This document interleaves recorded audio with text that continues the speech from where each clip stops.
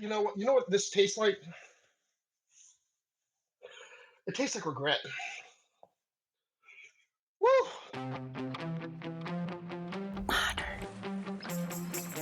Modern. Modern. Modern. Modern. We're prepping for a voyage. Modern. The force of an old-fashioned equals whiskey mass times bitters acceleration. Why don't you make that a double? Modern bar cart. What's shaking, cocktail fans? Welcome to episode 179 of the Modern Bar Cart podcast. I'm your host, Modern Bar Cart CEO Eric Kozlik. Thanks for joining me for another installment of our Breaking Bloody series, where we've been systematically disassembling the Bloody Mary cocktail so that you can better understand each of its myriad components. This time around, we're getting saucy, maybe a little zesty, and perhaps un poco picante. That's right, we're talking about spice, that flavor that puts some pep in your step and some fire in your belly. This episode goes out to all you pepperheads out there who enjoy some sweat on your brow and some zing in your chow. You hard-charging capsaicin crusaders, Sriracha muchachas, and Cholula chieftains. To be frank, it's going to be a red-hot ride, so hold on to your scovilles, pour yourself a glass of milk, and for the love of God, keep your hands away from your eyes and other sundry mucous membranes. Of course, I couldn't tackle this inferno on my own. I am just one man after all, so I enlisted the help of a few companions who are better versed than I in the chemisthetic realm of trigeminal flavor experience.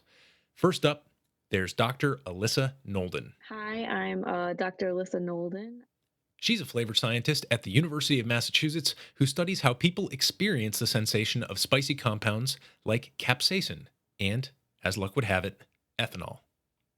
Next, meet John Shope. Hi, my name is John Shope. John is a friend of mine, but for the purpose of this episode, he's our human crash test dummy who agreed to take a ramekin of the world's spiciest sauces straight to the face and walk us through what happens in his body as the trauma sets in. Rounding out our panel of experts is Sarah Kolk. Hello, my name is Sarah Kolk. She's a food scientist at Silver Spring Foods, makers of some of the world's finest horseradish products, and she's here to explain that second variety of spice experience derived not from peppers but from innocuous-looking tubers. This episode, we'll hear primarily from Alyssa and John, and next time, Sarah is going to take the reins and show us a thing or two about horseradish. Now, what I realized having conducted these interviews on the sensation of spiciness in our food and drink was that we could have done an entire season of podcast episodes solely on this topic. It's like a scientific and experiential bramble thicket where flavor, gas chromatograph results, and brow sweat all wield equal power to sway our opinions about what is hot, what is delicious, and the words we use to describe our experiences. Also wrapped up in this conversation are questions about individual personality and collective culture, which very quickly lead us into territory that can be defined as squishy at best.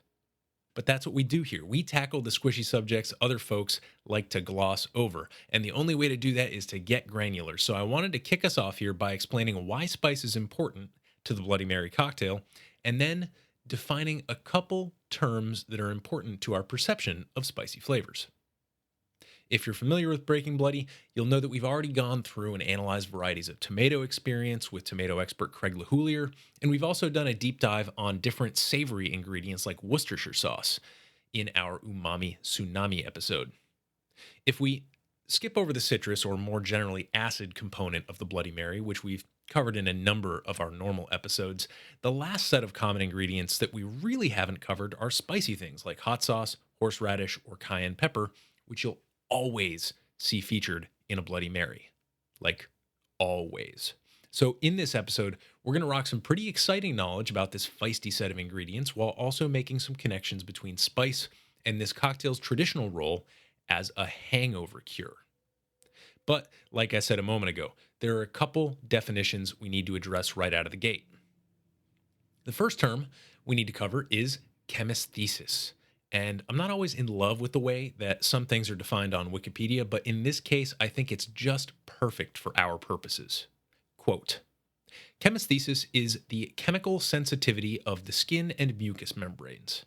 Chemesthetic sensations arise when chemical compounds activate receptors associated with other senses that mediate pain, touch, and thermal perception. These chemical induced reactions do not fit into the traditional sense categories of taste and smell. End quote. You know how we talk about texture in cocktails? Well, that's not something our taste buds or our olfactory receptors can really weigh in on. So it stands to reason that there would be other mechanisms responsible for sensing things like heat, cold, pain, numbing, and our more general experience of texture. So now that we know that the bucket term for this group of sensations is chemist thesis, you may also wonder what sensory structure is responsible for it.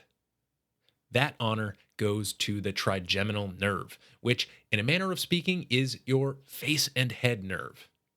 This thing is fascinating. First off, the word trigeminal basically means thrice twinned, right? Tri means three, and Gemini are the twins. The twin aspect refers to the fact that you have a branch of this nerve on each half of your body, which is a phenomenon called bilateral symmetry. And in both cases, it splits into, wait for it, three branches. The ophthalmic nerve, which handles your eyes and cranium, the maxillary nerve, which deals with your nose and midface, and the mandibular nerve, which serves the mouth and jaws. So to recap, the trigeminal nerve senses things like heat, cold, spice, texture, and other non-taste bud stuff, and we call this general bucket of sensations chemist thesis. Here's food scientist Sarah Kolk on why she thinks this sensation is interesting to consider in a culinary context. So, sensory science is something that's been really near and dear to me lately. And since I study this pungent compound horseradish, I find that I'm connecting with pungency maybe on a more academic level now than I ever have, and I think about it a lot more. So chemist thesis is something that I crave in foods, and I never really would have pinpointed that had I not been doing this research that I'm doing. But you have to have excitement in your food, or I have to have excitement in my food. And if you have the gustation properties, your sweet, salty, sour, bitter, umami, that's one aspect, that's one layer of a flavor. And then you have your trillions of odorants that your body can detect, and that's your second layer of interesting in your flavor. But then you add chemist thesis and you start involving your sense of pain and your sense of temperature through dermal receptors. And I can't consider flavor without considering chemist thesis, because to me, chili peppers, ginger, onions, garlic, food is nothing without these pungent flavors. And involving all of these sensory systems at once, I think, is what makes the flavor that much more exciting. In any conversation about chemist thesis, I find it helpful to define the compounds you're looking at and what they bring to the table in terms of flavor. First, there's capsaicin, which is normally incorporated into the Bloody Mary via hot sauce or cayenne pepper. Then, of course, there's horseradish, which derives its spice from an interaction between a couple of different compounds, which is really interesting. These are the two spice ingredients you're going to encounter in the lion's share of Bloody Mary recipes. But we do have to throw in a couple honorable mentions here to piperine, which is the active substance in peppercorns and cubebs, and of course, ethanol, which also elicits a burning or hot sensation, but only in certain concentrations. However, like I said, the stars of the show are really capsaicin and horseradish. So we'll begin in part one of this two-part spice session by trying to understand how flavor researchers study the effects of capsaicin on the human body. And we're also going to do a little psychology and physiology experiment on our spice-loving friend, John Shope. To kick things off, let's hear from Dr. Alyssa Nolden from UMass, who conducts specialized studies on compounds like capsaicin and ethanol using carefully titrated solutions at different concentrations. Here she is explaining a little bit about how those experiments are run. What I find really interesting with this research is you're giving participants pure concentrations of ethanol or capsaicin diluted in water. So you're presenting them with something very basic that they wouldn't necessarily come across in everyday life. But you can still learn so much about what they're perceiving. So we break it down and look at single concentration or single compound. And we would present them at different concentrations. So something like 10 to 11, 12 concentrations, and you might want to present them in duplicate. And what we would have them do is we would familiarize them with a scale that we use to rate intensity. And this scale is developed based on logarithmic understanding of the terms barely detectable, weak, moderate, strong, very strong, and the strongest imaginable sensation that you can experience. And this is to account for individual differences in perception. And so we train them up on the scale using remembered sensations such as the sweetness of cotton candy, the bitterness of coffee, something like staring into the sun. So we want to get ratings in context of all things, not just taste. And that could be a challenge in its own of getting participants to understand the use of the scale. But then once we think that they have a really good understanding of the scale, then we can present them with these samples, usually randomized order. And you can take a sample into your mouth, usually about 5 to 10 mils, spit it out, and then you would rate the intensity on the scale. For these compounds, we can ask which sensations we're interested in. So we might have a scale for each quality. So bitterness, oral warming or burning. You could sometimes say irritation. Those fall on the same scale, but at different concentrations you might perceive warming, whereas higher concentrations you feel irritation or oral burn. So that can be a challenge. But then also you can do sweetness, umami, etc. So once we have collected all of the data for all these participants, we can look at how each concentrations performed, both intensity and each quality. So we get a nice separation of, at lower concentrations, we'll find more bitterness, but then at you increase your concentration, you're going to get a lot more oral burn. And what we see is even at higher concentrations, you're not going to get any more intense. It kind of levels off for individual or for this group.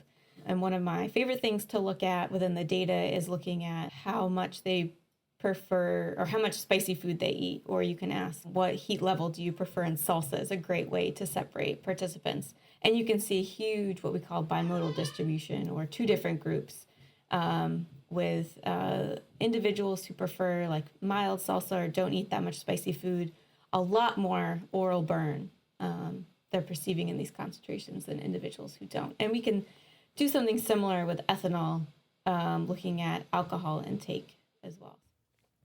What you just heard is a very dedicated researcher explaining the methodology that governs very carefully controlled studies. And if you're wondering, capsaicin research has really come a long way in the past couple decades because we're only just recently able to isolate this compound and carefully titrate it to exact experimentally manipulatable levels. But the cool thing about talking with these folks who run interesting experiments is that they're not just sitting there with their noses in the data. Before and after you conduct an experiment, you need to consider what implications it may have on the wider academic and social landscape, which prompted me to ask Alyssa a very specific question about the role that personality might play in governing someone's proclivity towards spicy substances.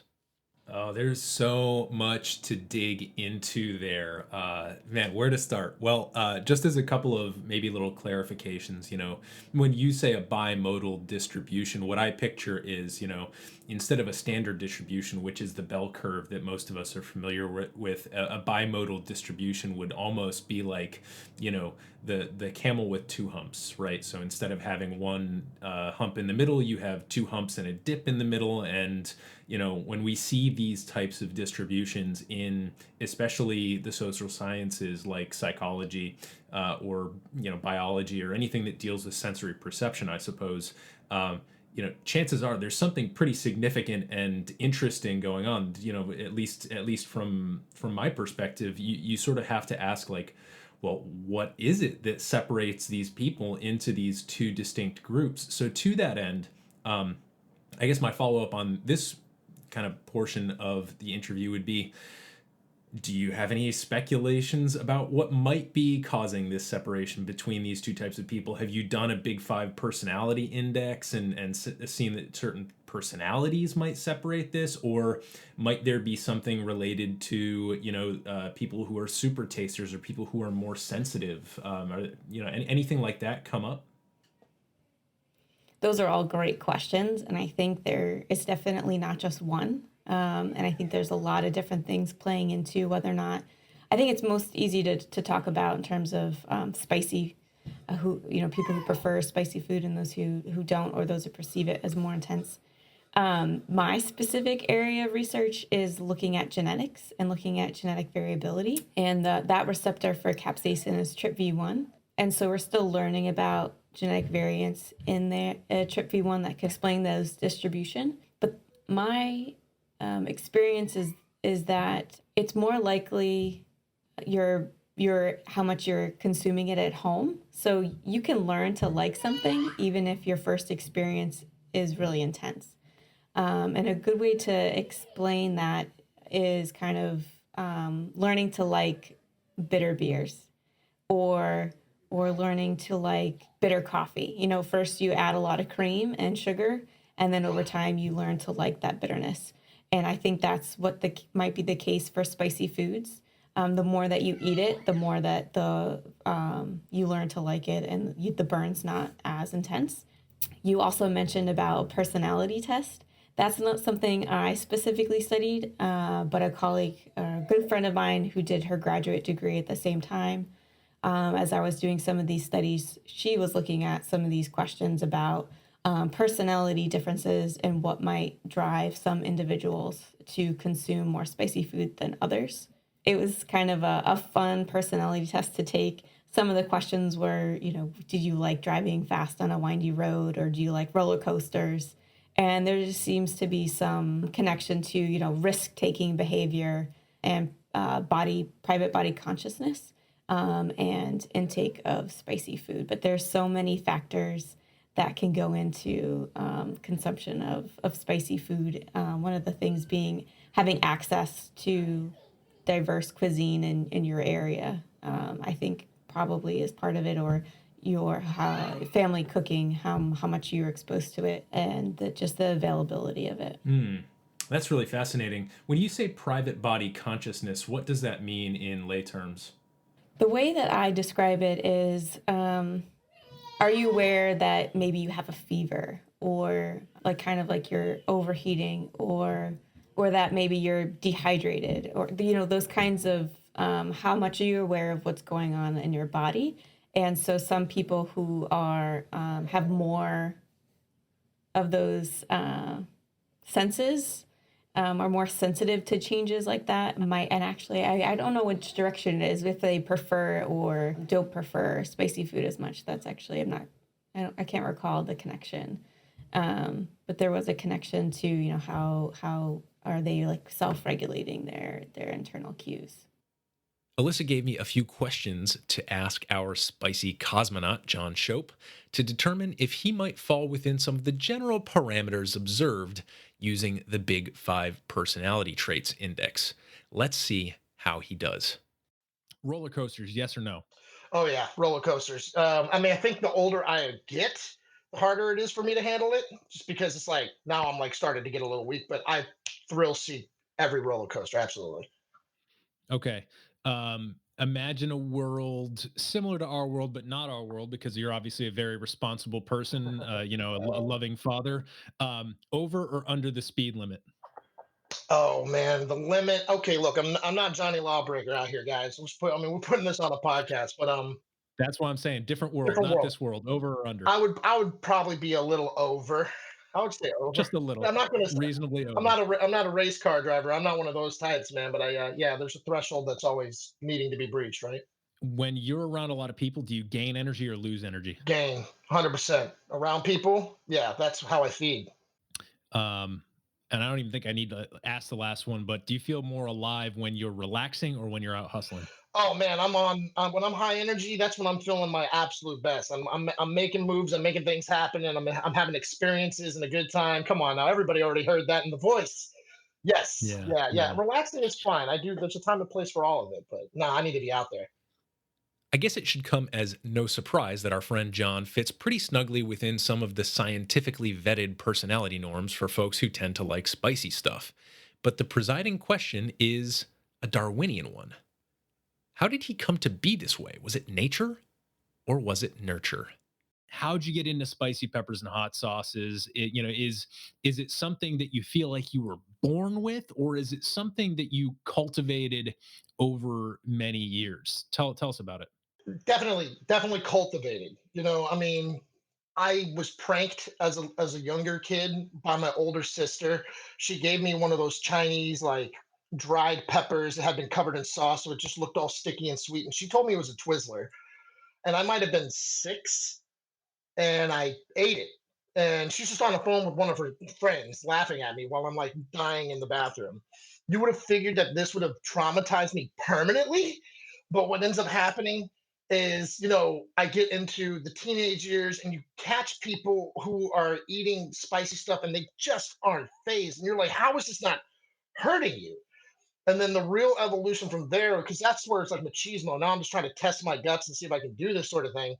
I end up in a restaurant bar. Last one I worked at, a place called Food Matters, and it was all about seasonal and locally grown. And they had harvested the ghost pepper, which was just some myth that we had read about, And so we were like sitting down, staring at this thing in the kitchen, gloves on, honoring this pepper, and did tiny thin slices to experience what at the time was the hottest pepper in the world. And I would probably say I might have had habanero at that point. This was like new territory. And we sit down and we have the one bite, and we're like, "Wow, that's brutally hot, right?" And then my chef was like, "Well, have fun with that, guys." He walks off. Me and another chef sat down, and we're like, "You want to finish this thing?" And we split the thing in half, and we ate the whole pepper raw, right there in the kitchen. And it was insanely painful, and it was like almost instantaneously, like, "Yep, this is a bad idea." But there's such a thrill in this threshold of knowing that you're getting ready to do something that could potentially harm you, not permanently because of the science of it all. It's just your brain confusing you into thinking that you're actually on fire. You actually aren't burning off receptors in your tongue, right? It's just a experience that can prolong for a while, and you have to just engage it. And so now for me, I've already gone through. I'm not going to eat like a raw pepper on our show today, right? But I am going to go to the threshold for you guys because I think a lot of people have been waiting to see if I can torture myself because I keep eating this hot stuff and I'm partially phased, and they're just like, "What hurts this guy?" So yeah, now I've just gotten to the point where I think I've just, what is the word for it? I've trained my palate, and now I've just adapted to it. So I mean, sriracha is like regular ketchup to me now, and anything above like habanero is where I start really getting any kind of sensations for heat because of my tolerance.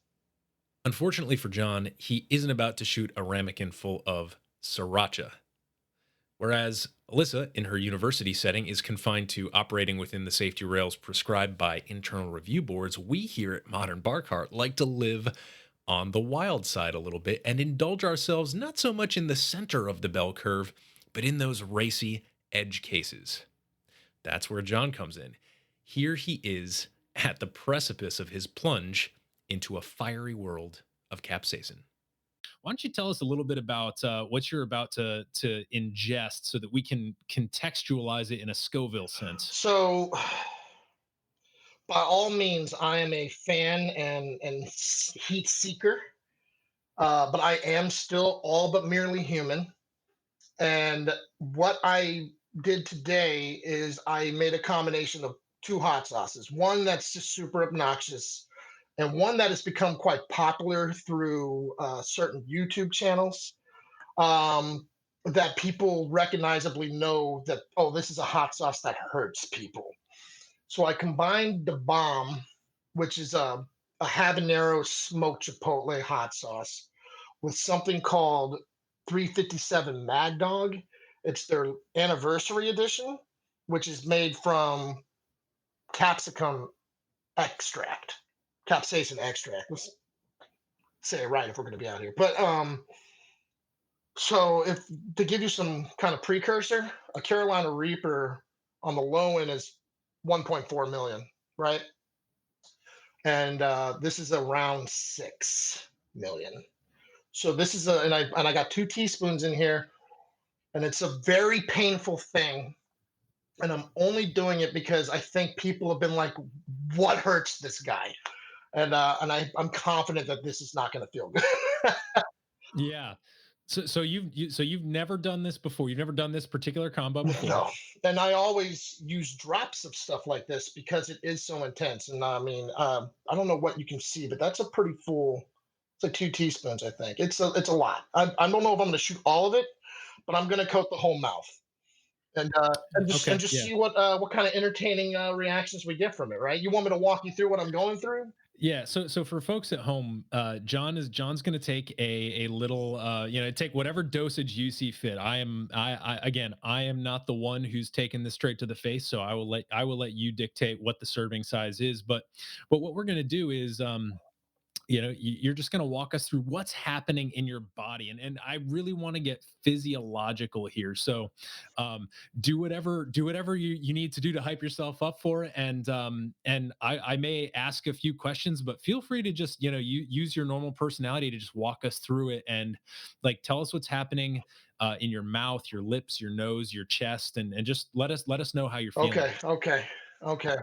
And take your time whenever you're ready. First off, when you smell this, this is it smells angry. If that's a good flavor profile I can give you, you can get all of those like roasted chipotle notes from the bomb. A sauce that I've had before that I don't think necessarily tastes all that good, and it's very painful. Whereas this other thing, like I said, is just concentrated. So there is a fruity note. This is so funny. I feel like I'm trying to talk about wine here, but it does have a lot of aromatics, and it immediately is making my palate salivate before I ever put it in the mouth. I'm gonna go ahead and do this. Wish me luck. So he's taking pretty much the full dose, a couple teaspoons. It's really flavorful. It's got instantaneous saliva outburst too. Receptors are reacting. I'm feeling the heat coming right through. You hear my lips smacking. Sorry if that sounds a little obnoxious, but it is coating my entire palate, and it's not dissipating. The heat is not in one specific location. It is literally all over the entire palate, and it's moving up to the front, which is causing me to salivate insanely. Talking is making me lick my lips, which is a horrible, bad idea, because now my lips feel like they're burning, because that's now attached itself to the lips. It's slowly moving down the esophagus. I'm starting to feel it in the back of the throat, where it's like a sticky heat, and it is pungent. It's like a little small barnyard fire right there in the back of the palate. As our daredevil John engages in gladiatorial combat with 2 of the world's spiciest hot sauces, I'd like to pause and introduce you to a term that I learned several years ago from friend of the podcast, Dr. Dan McCall, who runs the Gettysburg Odor and Flavor Lab at my alma mater, Gettysburg College.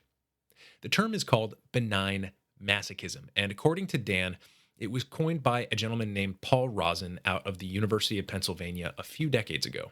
Here's Dr. McCall with a working definition. Spice, intense heat from peppers is painful, and usually we reject painful things, but yet we like negative stimulation in the case of horror films or roller coasters. We like to be scared. So we embrace these things that are a little aversive in contexts in which we can control them. And what did you call it? Benign masochism? Benign masochism, yeah. So it's a sort of masochism, but it's benign because we know we won't come to any harm. Dan was also kind enough to provide me with some research papers on this subject, and although we don't have time to do a full lit review, I thought I'd pull out some of the main themes for you. In a 2013 summary paper, Paul Rosin and colleagues were able to pull some general trends associated with benign masochism across a wide variety of human activities. For example, watching very scary or very sad movies, the taste of strong alcohol, bitterness, or capsaicin, disgusting jokes, thrill rides, and even the hurts so good physical pain of an intense massage. A couple findings that I found really interesting from this research were that A, people tend to enjoy their physiological reactions to negative experiences, and B, people most enjoy levels of discomfort that are just on the tolerable side of uncomfortable.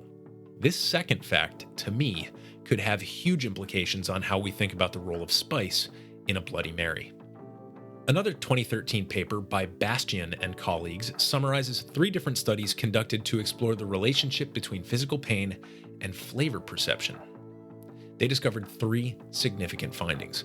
First, physical pain is linked to greater enjoyment of a flavor. So, in essence, what happened in this set of experiences is that participants were split into pain and no pain conditions and then asked to eat a chocolate-flavored biscuit in this case. What happened was those in the pain condition rated their liking of that biscuit as significantly higher than those in the no pain condition. Next, the researchers found that physical pain increases perceived intensity of tastes. So, same kind of pain and no pain conditions, and the participants in the pain group rated sweet, sour, salty, and bitter tastes as more intense than people in the no pain condition. Finally, the researchers demonstrated that pain made people more sensitive to the presence of a flavor by showing that participants in a pain condition were more likely to correctly identify a flavor extract at lower concentrations than those in a non-pain condition. I know that sounds like a mouthful, but in short, here's what we learned. Pain makes us enjoy flavors more, experience them more intensely, and identify them with greater sensitivity. So I think the logical takeaway here is that if you want people to enjoy eating at your restaurant or drinking at your cocktail bar just that little bit more, you should consider hiring something like a spanking sommelier who can go around and inflict just the right amount of pain on your guests. It would be sort of a 21st century update to the professional foot ticklers employed by the court of Catherine the Great. I'm not kidding about that one, look it up. So, knowing that benign masochism is something we could consider normal psychology, that is, something that most, or at the very least many normal people tend to experience, I think we should check back in on John and see how he's doing in the realm of atypical flavor experiences. I don't know if you can see it, if my eyes are starting to water.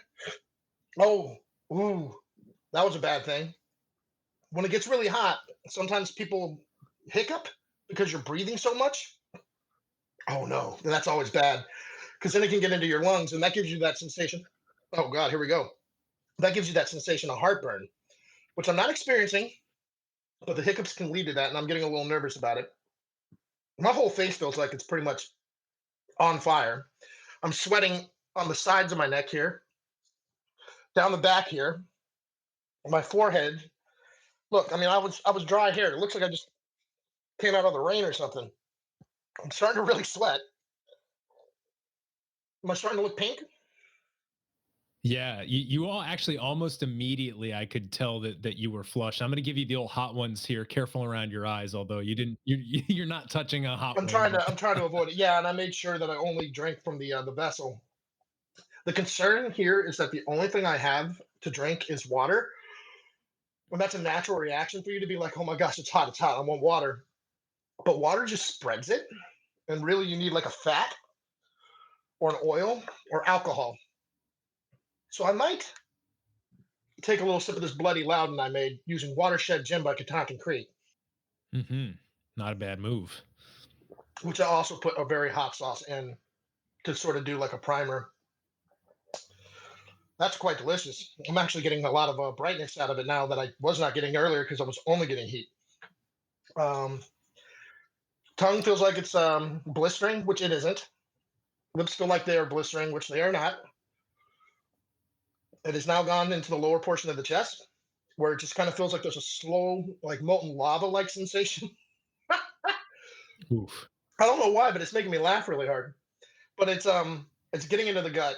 And this is where I already know this is going to get ugly. There's apparently like receptors in your stomach as well that capsaicin likes to attach to, which can cause some really painful cramps, which I think I'm starting to feel. it is a hot sauce that I just took there, guys. And I don't feel like it's going to slow down. My guess is that this is going to be a 20-minute process. Oh, John. Well, yeah. So we're about 3 or 4 minutes into this Ooh. right now. You've been able to kind of walk us through all the way from the nose straight to, like you said, that molten lava sensation inside you, and Am I so keeping my I composure? guess you are, man. I mean, like, I would love to see you on Hot Ones. I think you would perform admirably, for sure. So try and I mean, like, in true Hot Ones fashion, just give me a quick wave if you need a break here, and for any reason we'll take a break. But I'm just gonna keep going here if we I'm gonna can. try to. I feel like it's the right way. I feel like Okay. it's the right way to go. Just kind of walk through the process. Man, the Yeah. stomach is really boiling right now. I mean, that's a lot of You know sauce. what? You know what this tastes like? It tastes like regret. Woo! Regret indeed. I'm just glad I wasn't on the receiving end of all that capsaicin. And if there's anything that this stunt demonstrates, it's that we don't want that much spice in our Bloody Marys. It sends us back to a word that some more experienced home bartenders might take for granted: balance. But this isn't just about modulating sweet and sour like in a daiquiri. We've got pretty much every possible flavor bouncing around in the Bloody Mary, and somehow we're supposed to bring them all into harmony. This task is further complicated by the fact that in most recipes, you're going to have multiple sources of things like spice, acid, and umami. Here's how John thinks about creating balance with spice when he's stuck making food and drink for us mere mortals. Set aside your high threshold for spice for a second. How do you think about creating a balanced level of spice in a dish that you might serve to other people, for example? And I guess really what I'm asking you is, how much is just enough and how much is too much? Well, so for most people, Tabasco and cayenne are kind of like the comfort levels. Habanero is really pushing it for people who are like, make me something spicy. And so I'll usually stop there if I'm making it for other people. And the key is making sure that you have a balance of acid, salt, sugar, or some kind of sweetness to that heat, and something fatty, some kind of protein. You balance those things out, you'll get that nice heat on the back end. You'll get the flavor of the peppers, but it won't be the only thing you're experiencing. And that's what's important for me is flavor, is making sure you're getting the Mm. entire sort of roundness of a dish. Yeah, that makes a lot of sense. And do you ever get the sense when you are, so, like, let's say you were to make a meal for yourself and 2 or 3 other people who, like you said, kind of stop around Tabasco slash cayenne. Is that meal at that point inherently uninteresting to you, or as long as it's balanced, is it still interesting?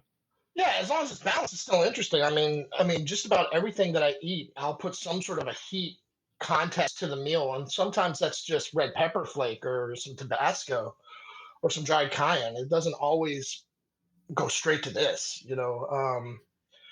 I think that there's a time and place for all of that. So, in the perfect Bloody Mary, we want spice, but not too much. And the kicker is that the definition of what constitutes too much is going to vary from person to person, creating not only a flavor problem, but also a language problem. Thinking back to our benign masochism research, is there a world in which everyone could have the perfect level of spice for their palate? Is there a way to bring each individual right to the edge of discomfort but not cross that line? Perhaps not. But I do think there are ways to present Bloody Marys on a cocktail menu in a way that comes close to achieving that perfection. The key, it would seem, is to give people options. Think about other situations where there's an objective flavor fact that you need to communicate to people. My go to example here is the doneness of a burger or a piece of meat. which can be communicated using a number, i.e., internal temperature, or a trade term like medium rare. When I, as a patron, say medium rare, you, as a chef, know exactly how to prepare that food to give me exactly what I want. A simpler example could just be the little chili pepper scores next to different dishes that you'll see on a Thai menu. For example, no chilies means mild, and the more chilies you add on, the spicier it gets. This may be a slightly blunter instrument than temperature correlated doneness, but it still helps get people into the right neighborhood where they want to be. So if you were to ask me how I'd try to give people their perfect Bloody Mary if I ran a cocktail bar, here's what I'd do.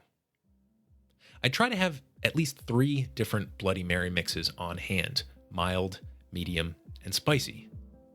I'd take my time developing these mixes and have them evaluated by people who self-identify as enjoying each of those spice levels. This is important, right? You don't want a spice lover giving you feedback on your mild bloody mix. That just doesn't make sense.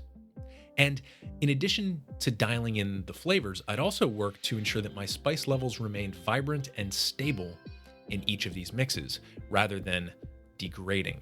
More on this subject in part 2, where we talk horseradish. In terms of service, it seems like there's an opportunity to use garnishes creatively here. I'd craft a garnish to go with each of my different spice levels, which is great for the customers because they get a more tailored experience from a culinary standpoint, and also great for bartenders and servers because they'll know which drink has what spice level just by looking at that garnish. This means there's less risk of giving a fiery inferno of a drink to someone who doesn't want one. And let's be honest, in busy brunch situations or at high volume establishments where Bloody Marys tend to be served, mistakes like this are easy to make. So even though I think we're a far cry from being able to dial in the parts per million of capsaicin in your Bloody Mary, I think that creating options for people who have different relationships with spicy flavors is a great way to honor both the cocktail and the person who orders it. I'm Modern Bar Cart CEO Eric Kozlik. I hope you enjoyed part 1 of this Breaking Bloody Spice showcase. Be sure to join us next time for a horseradish tasting and analysis with our friend Sarah Kolk from Silver Spring Foods. But until then, remember, keep your masochism benign and be kind to your trigeminal nerve. Cheers.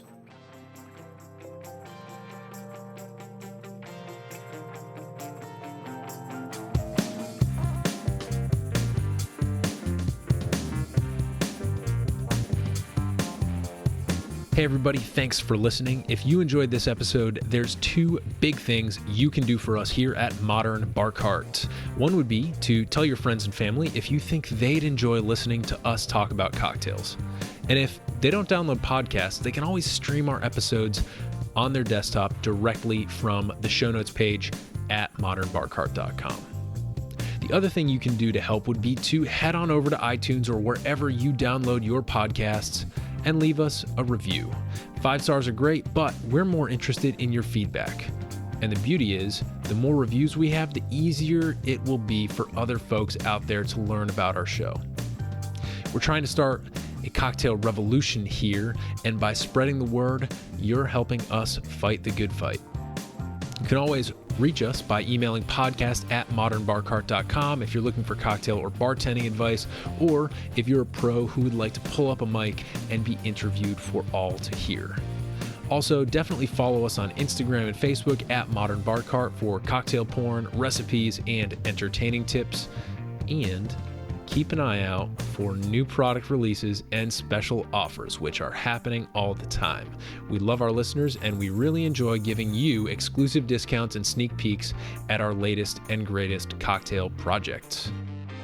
This episode may be over, but for you, the mixological fun and adventures are just beginning, so remember, folks, drink responsibly and experiment boldly.